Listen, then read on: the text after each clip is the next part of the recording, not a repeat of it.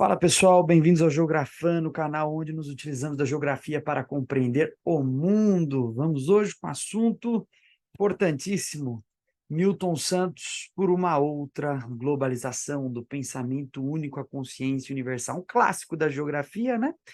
Prestigiando então aí o nosso querido Milton Santos, né? Essa figura mais aclamada, né, da geografia brasileira, inclusive no mundo, né? Um dos geógrafos mais respeitados, com uma obra muito vasta, professor de diversas faculdades ao longo de todo o mundo, com uma obra aí que é lida e relida e reinterpretada por geógrafos brasileiros e no mundo inteiro, né? É muito importante para o pensamento latino-americano, para o pensamento da geografia no sul global, né? Do mundo subdesenvolvido, geógrafo então geógrafo completo, né? Milton Santos, ele trabalhou a geografia em diversas escalas, ele transitou entre as diversas escalas, né? Ele foi desde uma geografia geral para uma geografia regional, que é muito importante, né? Ou seja, transitou entre as diversas modalidades de pensamento geográfico, né? Com estudos mais localizados, estudos mais empíricos, até estudos de nível abstrato muito maiores, né? Pensando a filosofia da geografia, a epistemologia da geografia. Tem uma obra maravilhosa, está aí lançada pela EDUSP, muitos dos seus livros estão disponíveis aí na internet, vocês têm acesso fácil, e é, de fato, talvez o maior pilar da geografia brasileira, né? Aparece em tudo, seu pensamento é sempre reverenciado, mas será que, de fato, o Milton é compreendido? Tem um colega na faculdade de geografia que diz que Milton Santos é mais difícil do que Kant, e eu tendo a concordar com ele, né? Porque, de certa forma, Kant já foi lido e relido diversas vezes, de certa forma que há uma sensação de que o Kant é menos esotérico que o Milton, né? O Milton Santos, ele tem vários perigos, né, na sua obra, né? Já a começar pelo fato de que muitas vezes há o que o próprio Milton chamava de indolência epistemológica na leitura de sua obra, né? Quer dizer, muitas vezes ele é lido como um autor, às vezes de um livro só, né, que é justamente esse, por uma outra globalização, de modo que, como esse livro se tornou muito importante, uma certa cultura pop, né, na geografia ou nas ciências sociais, acabou que Milton Santos virou o teórico da globalização. Ele é um dos teóricos da globalização, mas ele não é só isso, né? Ele tem vários outros livros publicados. E os outros livros, quando são lidos, muitas vezes a gente tem erros de interpretação, né? Ou a gente, na verdade, às vezes tem uma ausência de fato de uma discussão mais aprofundada da sua obra, né? De referências que o autor pensa, né? Parece que ainda temos um longo caminho para compreender a obra de Milton Santos, né?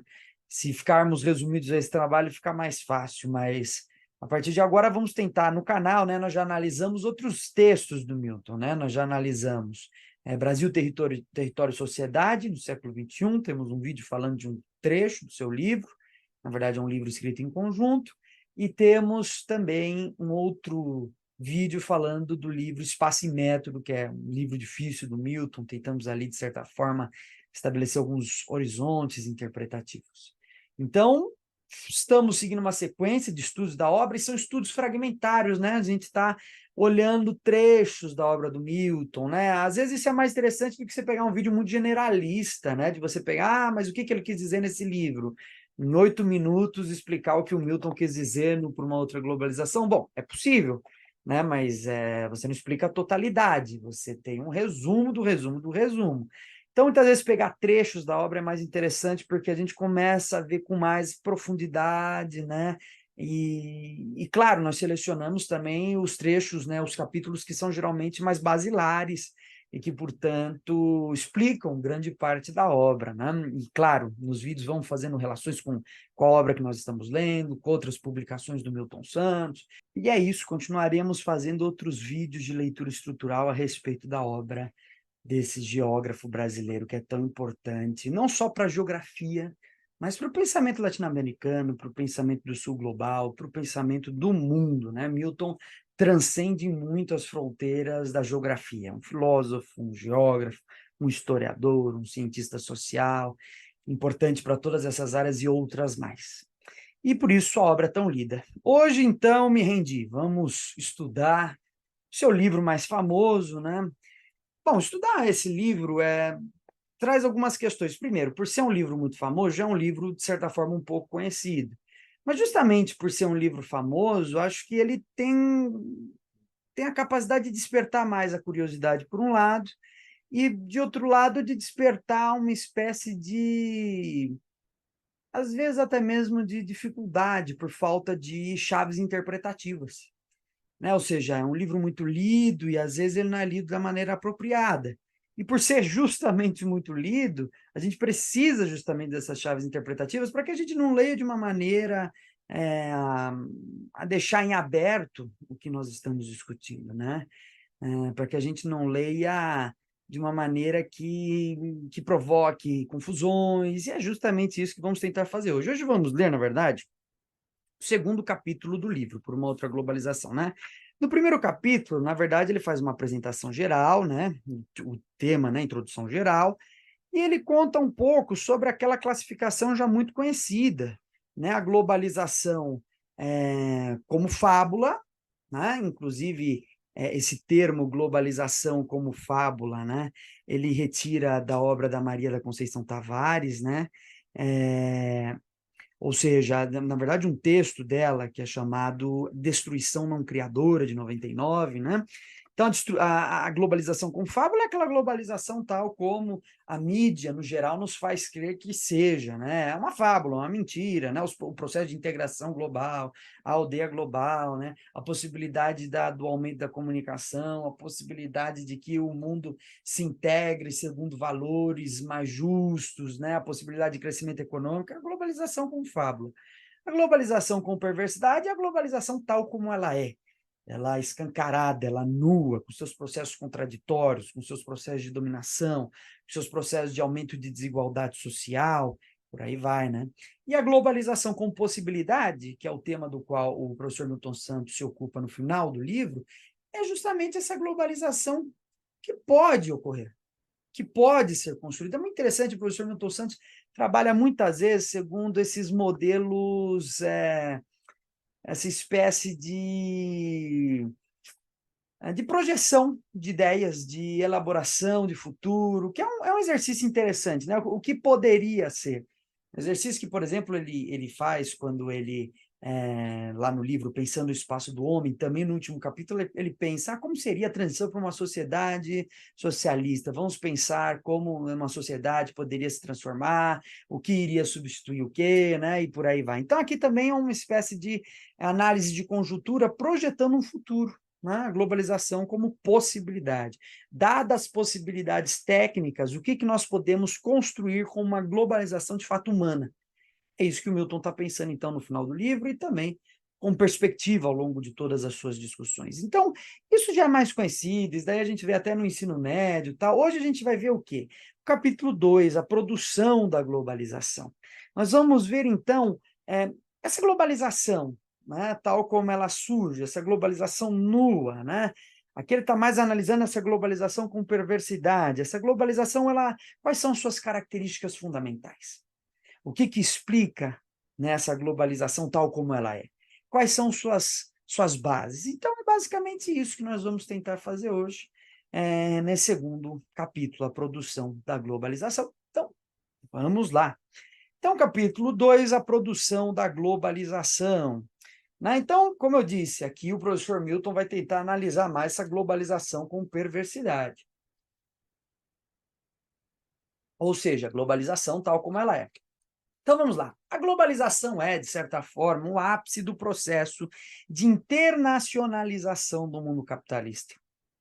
Para entendê-la, como de resto, a qualquer fase da história, há dois elementos fundamentais a levar em conta: o estado das técnicas e o estado da política. Vamos por partes, então. Já essa primeira frase é muito interessante.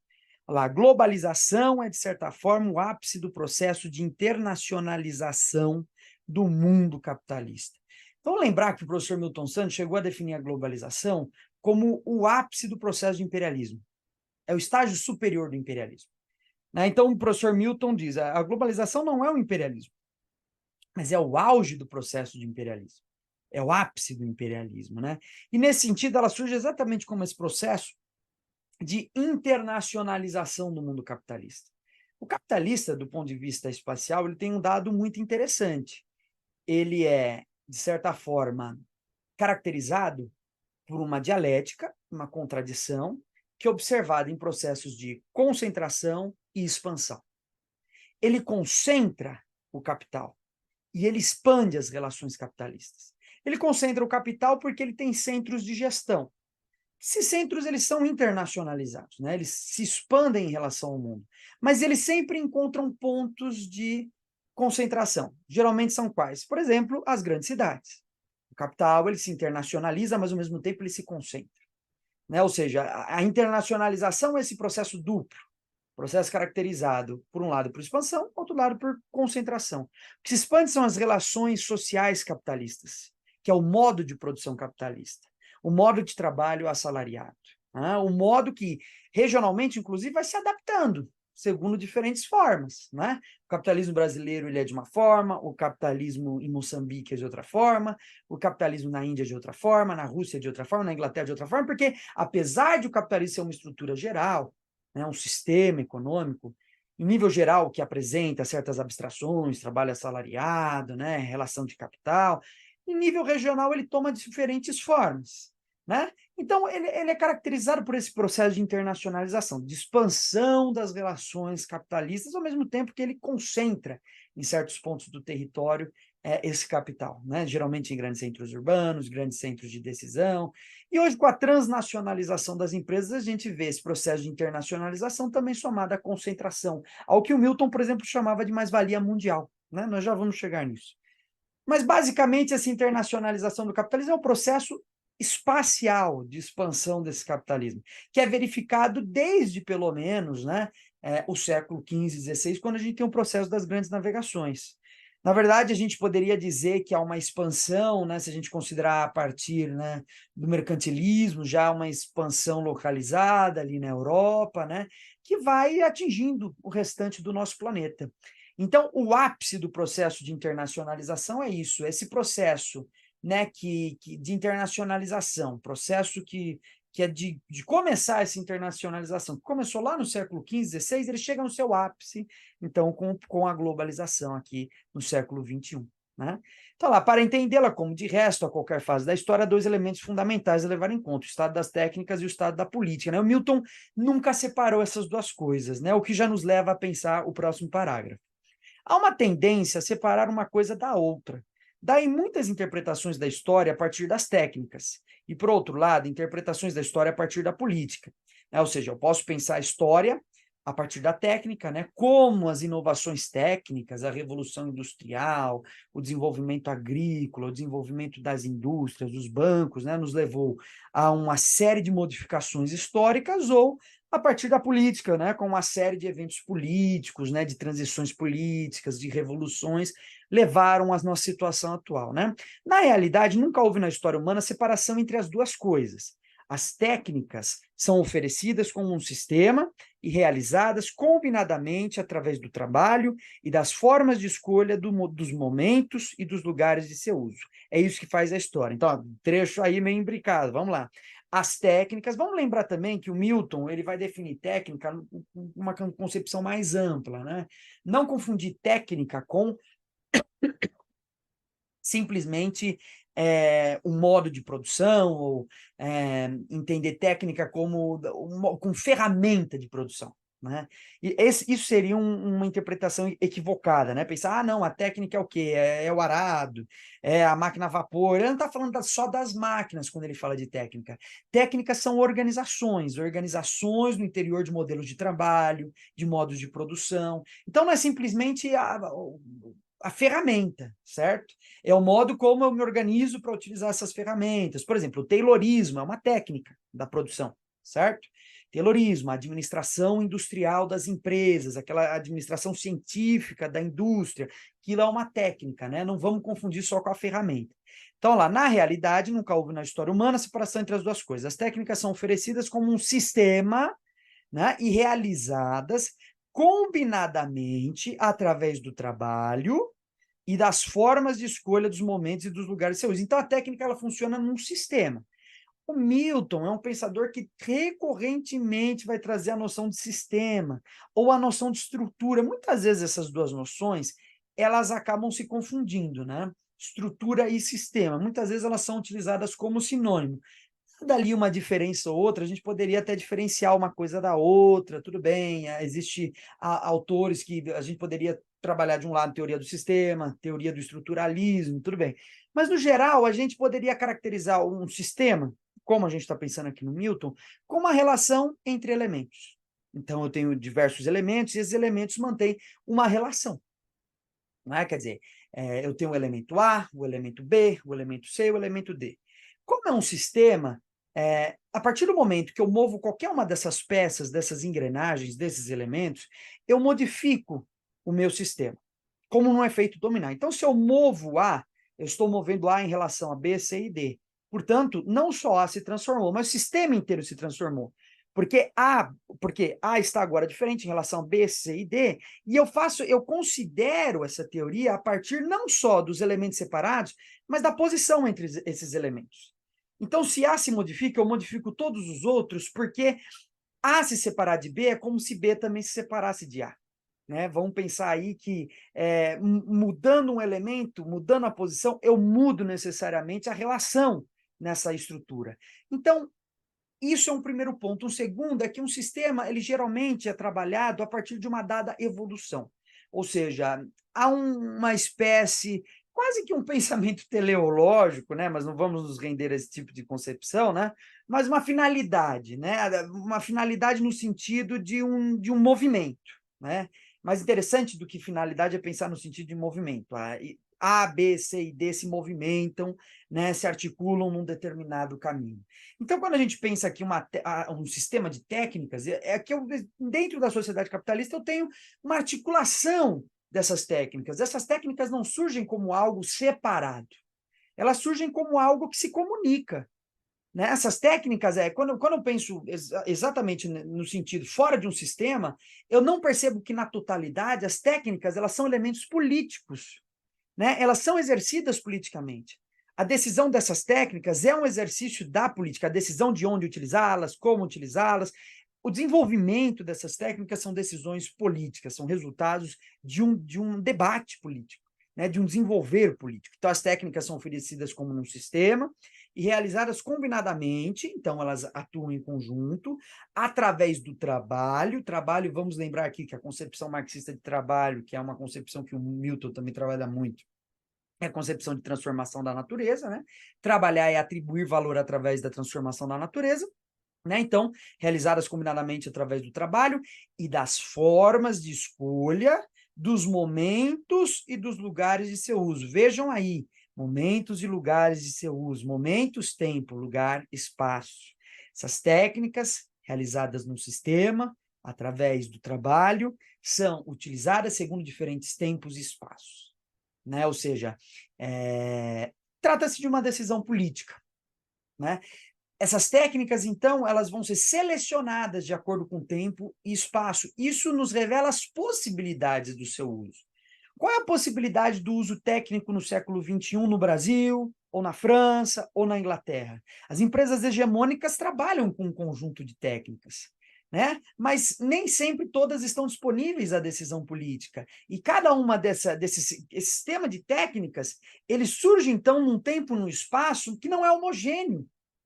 É um tempo e espaço que não é homogêneo. É um tempo e espaço que é caracterizado, vamos lembrar lá a concepção do Milton, de que o espaço é um acúmulo desigual de tempos. Então, o tempo do Brasil e o espaço brasileiro é o tempo da colonização. Né? Ele é caracterizado por esse elemento fundamental da colonização. A técnica, a gente vai ver, existe um princípio que é a unicidade da técnica, mas ela está sujeita aos tempos e os lugares. Então, esse sistema de técnicas ele vai se adaptar segundo cada tempo, segundo cada lugar, de acordo com as possibilidades políticas de cada tempo e de cada lugar. Vejam aí como ler Milton Santos nem sempre é um trabalho fácil, né? Mas é justamente isso, é a gente se apropriar do texto segundo o que está escondido ali por trás, se deter, né? Isso é muito importante, né, na leitura estrutural. É eu me deter demoradamente sobre cada termo, tentando entender, porque a gente não tem o Milton aqui para explicar para a gente. Então, a gente tem que entender uma certa subjetividade do autor, tentar entender também como ele está trabalhando os conceitos, então, por isso, recuperar questões anteriores que foram trabalhadas e por aí vai, né? É isso que faz a história, né? Então ele continua lá, é isso que fez a história.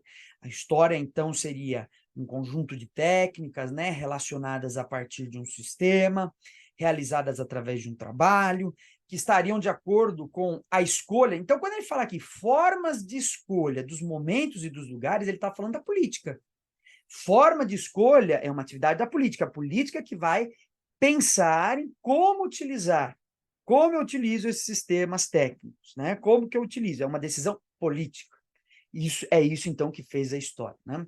Então, lá no fim do século XX, graças aos avanços da ciência, produziu-se um sistema de técnicas presidido pelas técnicas da informação, que passaram a exercer um papel de elo entre as demais. Então, a informação, a técnica da informação, ela é um meio de eu integrar as diversas técnicas, né? A transnacionalização das empresas é realmente uma possibilidade é possibilitada a partir da técnica da informação, né? Então, vocês conhecem isso bem, né? Quando o David Harvey, por exemplo, está lá explicando a transição do modelo fordista para o toyotista, essa acumulação flexível de capital ela é possibilitada, né? Lembrem-se lá, sistema just in time, né? Quer dizer, eu agora sou capaz de articular a minha oferta de acordo com uma demanda, já é programada, eu não tenho que produzir mais uma linha de produção de carros, produzir carros e mais carros, uma grande produção, porque agora eu tenho possibilidade, de certa forma, compreender como funciona a dinâmica da demanda. Inclusive, eu tenho condição de comandar a demanda. É uma característica, na verdade, essa questão de poder ser capaz de comandar a demanda já é algo observado por economistas desde o início do século XX. Vamos pegar lá o Galbraith, né? E o Galbraith é um economista que lá no início do século XX está falando, não, hoje em dia a gente vê em momentos de processos inflacionários ou deflacionários o contrário. Vê um período inflacionário, eu tenho deflação. Porque as grandes empresas, através de monopólios, são capazes de controlar essa produção e de controlar talvez seja um termo forte, né? Mas de induzir a oferta. A propaganda, que é uma técnica da informação, por exemplo, ela é capaz de induzir a oferta, né? Induzir a demanda. Quer dizer, eu sou capaz de induzir a demanda no sentido de que agora eu, através da propaganda, consigo criar certos elementos simbólicos de desejo, eu consigo agora, em tempo real, saber quantos meus produtos foram vendidos num determinado dia, consigo fazer projeções estatísticas de vendas, consigo observar isso em tempo real, né? Essa é uma técnica da informação que permite um controle sobre a produção imensamente maior, né? Então, a informação ela exerce um papel de elo entre as demais técnicas, né? Unindo-as e assegurando ao novo sistema técnico uma presença planetária, né? Então, vai unir essas técnicas, né? Assegurando ao novo sistema técnico uma presença planetária. Então, um sistema técnico que não é localizado numa região ou outra, né? Essa técnica da informação, como a gente vê hoje, ela foi capaz de certa forma, gerar uma integração das técnicas ao longo do mundo. Que é exatamente isso que eu falei. Hoje o controle sobre a produção é um controle mundial. Perfeito. Então, vamos para a próxima página lá. Só que a globalização não é apenas a existência desse novo sistema de técnicas. Ela é também o resultado das ações que asseguram a emergência de um mercado dito global, responsável pelo essencial dos processos políticos atualmente eficazes. Então, a globalização não é apenas a existência desse novo sistema de técnicas. Quer dizer, eu não posso resumir a globalização, e isso é a fábula da globalização, né? Muitas vezes eu vou pensar a globalização como o quê? Como a integração do mundo através da comunicação. Veja que até esse termo comunicação é importante, né? Porque o próprio Milton vai fazer uma diferenciação entre o que é informação e o que é comunicação, né? A informação ela teria um outro sentido do que comunicação, mas a gente pode deixar isso para discutir mais para frente, né? Então, olha lá, então não posso resumir, dizer, mas a globalização é isso, a integração do mundo segundo um sistema técnico de informações ou uma comunicação, enfim, ela vai além. Então, ela é também o resultado das ações que asseguram, né, que possibilitam a emergência, né, o surgimento de um mercado dito global. Então, está na base da globalização a sustentação desse mercado dito global, responsável pelo essencial dos processos políticos atualmente eficazes. Então, está na base, então, dessa globalização também, esses processos políticos que dão a condição da emergência desses mercados globais. E, portanto, a globalização tem uma dimensão que não é dada pela técnica apenas, mas pela política. Como Milton colocou lá no início, uma coisa não se separa da outra. Os fatores que contribuem para explicar a arquitetura da globalização atual são a unicidade da técnica, a convergência dos momentos, a cognoscibilidade do planeta e a existência de um motor único na história, representado pela mais-valia globalizada. Um mercado, então, isso daqui, na verdade, é o que ele vai se deter no restante do capítulo, né? Ele só está apresentando o que ele vai explicar. Um mercado global, utilizando esse sistema de técnicas avançadas, resulta nessa globalização perversa. Né? O mercado global, utilizando esse sistema de técnicas avançadas, resulta nessa globalização perversa, né? Então, esse sistema de técnicas avançadas, ele sustenta contraditoriamente todas as possibilidades de humanismo que nós teríamos agora no século XXI. Né? Quer dizer, toda essa globalização, esse sistema de informações que nos possibilitaria, de certa forma, a integração real de uma sociedade, os avanços técnicos em direção a uma sociedade que gerasse um bem-estar, né? Esse mercado global, utilizando esse sistema, ele resultou numa globalização perversa. Né? Ele é, na verdade, utilizado segundo os anseios de um grupo de capitalistas, de blocos de capitalistas, de grandes empresas, que usam a técnica no sentido de sustentar uma globalização perversa. Isso poderia ser diferente se seu uso político fosse outro. Então, o Milton está trabalhando com essas possibilidades. O Milton é um otimista. O Milton ele vai sempre falar, olha, o mundo é assim, mas não é porque é assim que ele deveria ser, e não é porque ele é assim que ele tem de ser assim. Quer dizer, o Milton está dizendo, existe uma série de condições no capitalismo mundial, mas nada indica que a gente não possa lutar e realmente produzir um outro tipo de sociedade. Se a gente para e se acomoda, né? Não é assim, não poderia ser de outro jeito, a gente não cria as condições de produção do novo. Então, por isso mesmo que ele está dizendo aqui, ó, poderia ser diferente se seu uso político fosse outro. Então, e aqui também é uma questão importante, ele coloca na base dessa possibilidade de transformação a política. Né? Aristóteles definia a política como o bem comum. Né? O bem comum, é a técnica do bem comum. Hoje, tal como nós observamos a sociedade, é uma sociedade apolítica, porque deixou-se de lado o bem comum. O sentido aristotélico se perde. Essa política deveria ser retomada. A política some quando a gente passa a desenvolver técnicas de dominação, técnicas de organização com o fim único e exclusivo de acumulação de capital, desprezando o bem-estar. Então, uma sociedade fundamentalmente apolítica. E a possibilidade de retomar essa produção de bem-estar, de humanidade, é a política. Né? E o Milton está falando exatamente isso, né? Se seu uso político fosse outro. Esse é o debate central, o único que nos permite ter a esperança de utilizar o sistema técnico contemporâneo a partir de outras formas de ação. Pretendemos aqui enfrentar essa discussão, analisando rapidamente alguns dos seus aspectos constitucionais mais relevantes. Muito bem, pessoal. Então, essa vai ser a primeira parte da nossa discussão.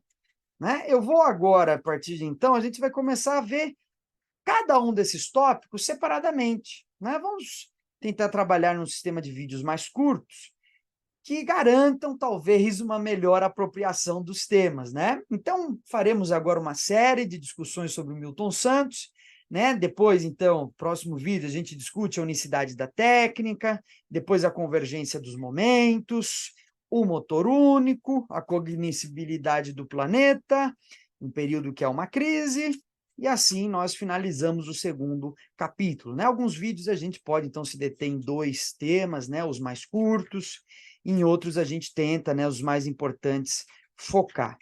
Mas é isso, pessoal. Agradeço aí pela presença no vídeo. Não se esqueçam de curtir, de comentar, de compartilhar. E até uma próxima.